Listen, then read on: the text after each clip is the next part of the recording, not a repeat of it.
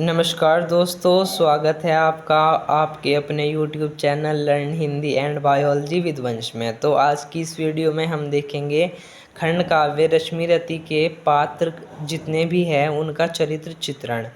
तो देखिए दोस्तों, रश्मिरति खंड काव्य के हम 7 सर्ग समाप्त कर चुके हैं। आज हम देखेंगे चरित्र चित्रण। अब चरित्र चित्रण में ज़्यादातर तो कर्ण का ही चरित्र चित्रण आता है, वही हम देखेंगे। साथ ही गुरु परशुराम, श्री कृष्ण और माता कुंती का भी आ सकता है। तो देखिए प्रश्न कैसे बनता है कि यहाँ पर प्रश्न है कि खंड काव्य रश्मिरति के नायक प्रमुख पात्र का चित्रण कीजिए। तो नायक कौन है? कर्ण। और प्रमुख पात्र कौन है? कर्ण। तो उसी का चरित्र चित्रण यहाँ पर करना है। देखिए चरित्र चित्रण आना ही आना है परीक्षा में, और इसका लिखने का जो फ्लो है वो मैं बताता चलूँगा। पहले हेडिंग डालेंगे परिचय और लिखेंगे कि कर्ण खंड काव्य रश्मिरति के प्रमुख पात्र और नायक है। कवि रामधारी सिंह दिनकर द्वारा रचित खंड काव्य रश्मिरति के 7 सर्ग में कर्ण के चरित्र की विशेषताओं का उल्लेख मिलता है जो निम्नलिखित है। अब है चरित्र चित्रण। पहली हेडिंग है तेजस्वी व्यक्तित्व। तो कर्ण के घुंघराले बाल, गोरा रंग, बलिष्ठ शरीर और दिव्य कवच कुंडल आदि सब मिलाकर कर्ण के व्यक्तित्व को तेजस्वी बनाते हैं, जिसे देखकर गुरु परशुराम ने उसे बिना कुछ सोचे अपना शिष्य बना लिया और धनुर्विद्या की शिक्षा दी। दूसरा हेडिंग है महादानवीर। मित्र दुर्योधन की सहायता से अंगदेश का राजा बनने के बाद कर्ण ने याचक को इच्छित दान की घोषणा की थी, इसलिए उनके लिए जनमानस में यह प्रसिद्ध था कि सूर्य पूजन के समय जो भी याचक आता है मुँह मांगावे दान करने से अनायास ही पाता है। अगली हेडिंग है श्रेष्ठ मित्र। यद्यपि दुर्योधन ने कर्ण को अपना मित्र अपने स्वार्थ के लिए बनाया था, लेकिन कर्ण ने जीवन पर्यंत मित्रता का निर्वाह किया। जब माता कुंती और श्री कृष्ण कर्ण को पांडवों की ओर मिलाना चाहा, कहीं प्रलोभन दिया, तो कर्ण उन्हें उत्तर देते हैं। क्या उत्तर देते हैं?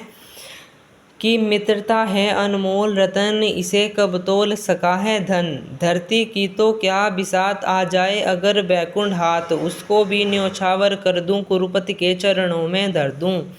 कि मित्रता मेरे लिए अनमोल रत्न है, इसे कोई धन तोल नहीं सकता। तुम धरती की तो क्या बात करते हो, अगर मेरे हाथ भगवान विष्णु का बैकुंठ धाम भी लग जाए तो मैं उसको भी कुरुपति यानी कि दुर्योधन के चरणों में न्योछावर कर दूं। अब अगली हेडिंग है गुरु भक्त। यद्यपि कर्ण को अपने धनुर्विद्या देने वाले गुरु परशुराम से श्रापित होना पड़ा, लेकिन वे जीवन के अंत तक अपने गुरु का सम्मान करते रहे। उनकी दी हुई शिक्षा का ऐसा अद्भुत प्रदर्शन किया कि मित्र ही नहीं शत्रु भी उन्हें श्रेष्ठ योद्धा मानने लगे। अब अगली हेडिंग है मातृभक्त।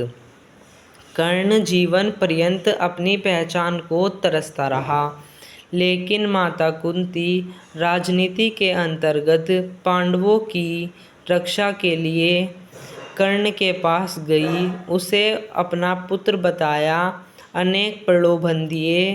कर्ण किसी भी लालच में नहीं आए, लेकिन माता का सम्मान करते हुए उन्हें यह वचन दिया कि तुम 5 पुत्रों की माता हो और 5 पुत्रों की माता ही रहोगी।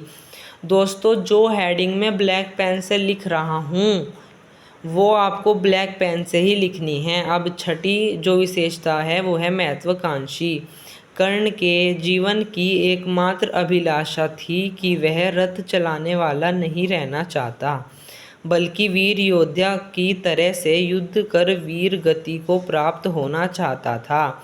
इसलिए उसने छल से धनुर्विद्या की शिक्षा ली। दुर्योधन को मित्र बनाया और ऐसा युद्ध किया जिसे देखकर मित्र ही नहीं बल्कि शत्रु भी आश्चर्यचकित हो गए। अर्जुन को मारने के लिए अनेक षड्यंत्र करने पड़े और छल किया। अब अगली हेडिंग है निष्कर्ष। देखिए, अंत में कर्ण खंडकाव्य का प्रमुख पात्र और नायक ही नहीं बल्कि महाभारत का भी श्रेष्ठ पात्र है। उसके चरित्र में इन गुणों के अतिरिक्त निडरता, नारी का सम्मान, श्रेष्ठ विचारधारा आदि के अनेक गुण देखने को मिलते हैं। तो दोस्तों देखिए, आपको ये हेडिंग तो याद ही रखनी है, इन्हें तो आपको भूलना ही नहीं है। इनके अंदर का चाहे आप खुद बनाकर लिख सकते हैं और जो बीच में काव्य की लाइनें हैं वो आपको ब्लैक पेन से ही लिखनी हैं। अब अगले पात्र है गुरु परशुराम। इनमें जो आपको हेडिंग लिखनी है, देखिए, परिचय की खंड काव्य के द्वितीय सर्ग आश्रमावास में ये है। इनकी विशेषताएं हैं अनुभवी तेजस्वी व्यक्तित्व, श्रेष्ठ धनुर्धर, स्वपोषी ब्राह्मण, पुत्र वात्सल्य, निष्पक्ष गुरु और निष्कर्ष। आपकी वैसे कर्ण का चरित्र चित्रण आपको पूरी अच्छी तरह से तैयार करना है, 99.9% आएगा और इनके आप हेडिंग याद कर सकते हैं। अगली पात्र है माता कुंती। परिचय देखिए, खंड काव्य के पंचम सर्ग माता की विनती में सहायक पात्र। विशेषता तेजस्वी व्यक्तित्व, दूसरा दिव्य गुणों से युक्त, तीसरा युद्ध विरोधी, चौथा वाक पटु, पांचवा पुत्र वात्सल्य, छठा निष्कर्ष और अंत में श्री कृष्ण।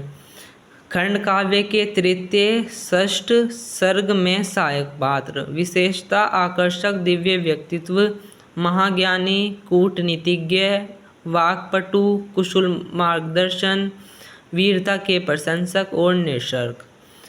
दोस्तों, खंड काव्य रश्मिरति समाप्त हुआ। अगर वीडियो अच्छी लगी हो तो लाइक, शेयर और चैनल को सब्सक्राइब जरूर कीजिएगा। धन्यवाद।